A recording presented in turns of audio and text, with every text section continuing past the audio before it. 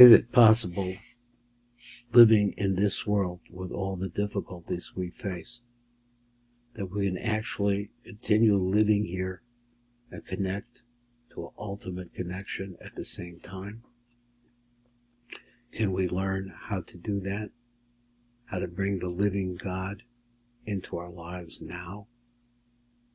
That's what's going on here with the ultimate connection with God by Rabbi Yosef Chaim Mimran. Let's go over to where we were the last time. I had this pattern that I kind of liked. We read the little blurb that came before.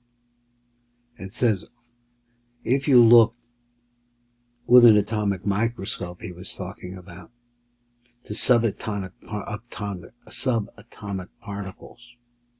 So what we force binds combinations of subatomic particles into atoms and eventually molecules. The answer is the power of Hashem, the force of creation. So, my words, he said, the Creator. Let's look over here at the next chapter. It's called Part 3. Part 3.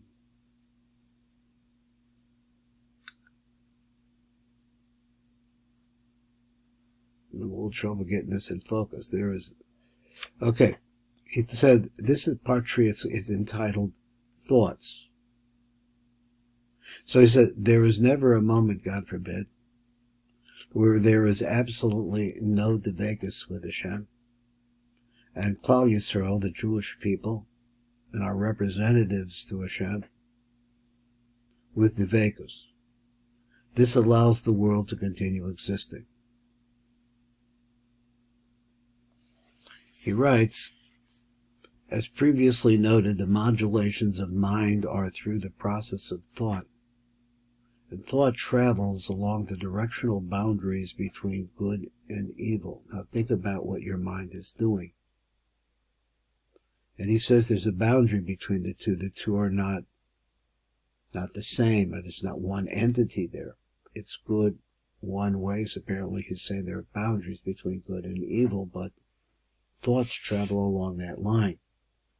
As we've learned above, where you think is where you are. If you think or allow yourself to feel, for example, anger, then this is where your mind is. Yet do not think anger to be a simple feeling in your head. Your thoughts are things, and they manifest in the fifth dimension as clearly as lightning manifests in ours. Let me read this again. Do not think anger to be a simple feeling in your head. Your thoughts are things.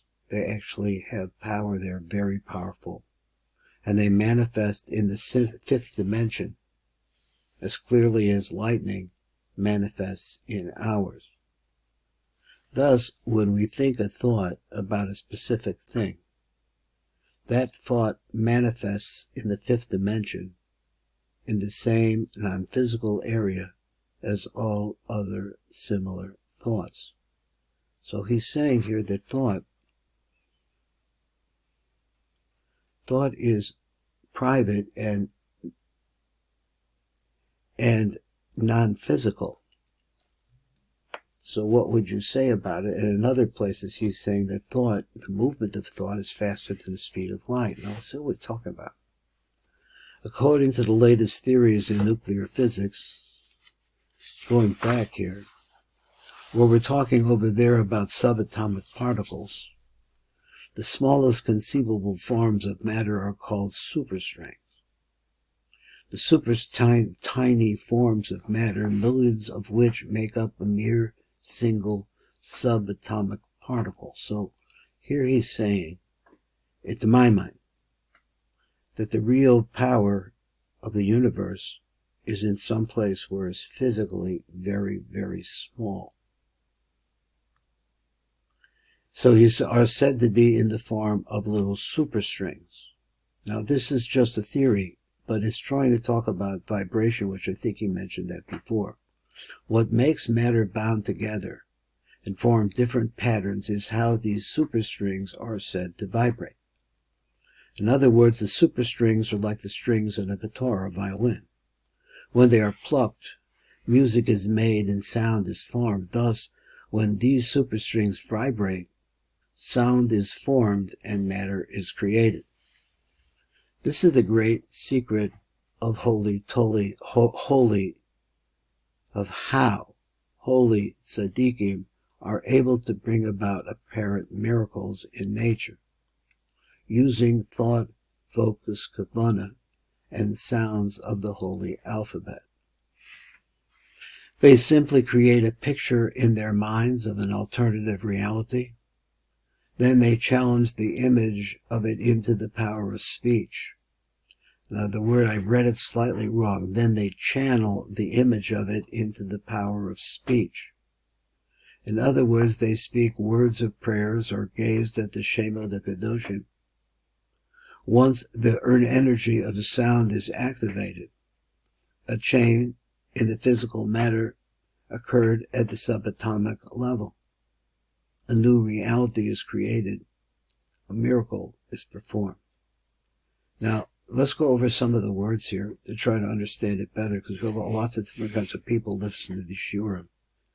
His other words, he said, they speak words of prayers or gaze at the names, the holy names.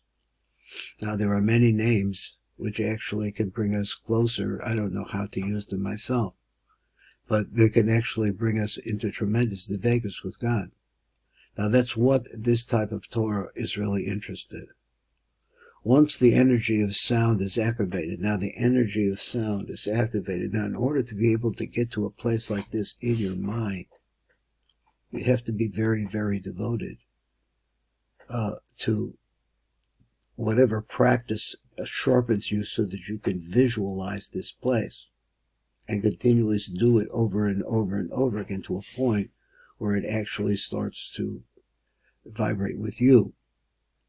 Once the energy of sound is activated, a change in the physical matter occurred at the subatomic level. This is very, very deep into the origins of whatever we could say the original manifestation of the vibration. A new reality is created this way, and a miracle, what seems to be a miracle, is performed. Let's come down a little bit closer and see what he says down here at the bottom, and try to keep this close, get this close. There we go. In the ideal state of interconnectedness that we are aiming for, you are actually much more alert, more awake than you could ever be in the other, more common state of identifying with your mind. So again, the last part, if you're able to have this interconnection, that's really what we want. It's actually a tremendously conscious connection, because you're tuning into the wavelength of, as we say, Ein od milvado, there is nothing besides him. So more awake, you're more awake you could ever be in that other state, which is what? Identifying with your ego mind, he says, mind. This is Baruch Fleischman, trying to learn here at the Tikkun Elevator Kollel the words of Rabbi Yosef Chaim Mimran.